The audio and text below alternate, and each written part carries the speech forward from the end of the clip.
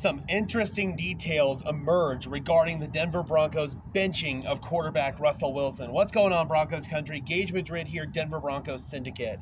So it was just announced that the Denver Broncos have actually been working on benching Russell Wilson for the last several weeks. His play obviously deferred that and the team's overall success, but unfortunately, with the team losing 3 out of their last 4 games, something had to give, and the Broncos are not comfortable moving forward with Russell Wilson's contract, especially with some of the injury guarantees that we're going to talk about in just a moment. So a report came out, according to NFL insider Jordan Schultz, the Broncos actually threatened to bench Russell Wilson several weeks ago. They said that they were going to sit him and make him inactive right after our upset loss in week 8, or our upset win week 8 over the Kansas City Chiefs. However, Russell Wilson was kind of taken aback by it, and apparently the NFLPA involved and several parties got involved, and negotiations between Russell Wilson, the NFL, the NFLPA, and the Denver Broncos brass ultimately went nowhere.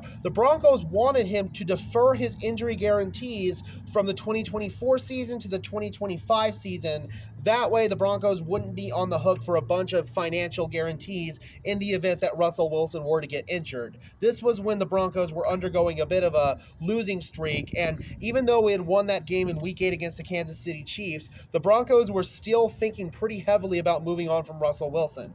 Ultimately, things kind of were left to pass over a couple of weeks. We started to win some games, the Cleveland game, the Buffalo game, the Minnesota game. All of those games we were able to win. Russell Wilson played comparatively well in most of those games. Then, starting really in the Houston game is where things started to go off the rails for Denver, and then he had a really ugly performance, I felt like, against the New England Patriots. Yes, he willed the team back, but he also had multiple turnover-worthy plays. It just wasn't good enough. Not saying Russell Wilson was the main reason why the Broncos lost that game, but he is the easy scapegoat, and the Broncos are clearly looking to move off of that deal as we head into this offseason. Sean Payton did speak with the media today in regards to the benching of Russell Wilson, and he says that it wasn't all on Russ and that Sean could have done a lot of things better personally as a head coach in order to make the job easier on Russell Wilson. He said that he told both Wilson and Stidham this morning, and that both of them handled it like absolute pros, especially Russell Wilson. He was obviously disappointed, but he did handle it like a pro. And Sean also said that this move was made out of the Broncos desperately trying to win and desperately trying to get a spark on offense. So it's really interesting to hear some of these reports from Jordan Schultz that the Broncos were looking to move on from Russell Wilson several weeks ago. Maybe not necessarily get him off the team because that contract is untradeable and you can't really cut him financially until this offseason when you can designate him as a post-June 1st release, and then you can spread that cap hit around several years. They'll take a $35 million dead cap hit in 2024, and then after that, the finances will be a little bit more manageable from there. We made a video on that earlier today from Over the Cap, breaking down his contract situation, but that's where things are standing right now with Sean Payton and Russell Wilson. This relationship just doesn't feel like it was ever destined to work.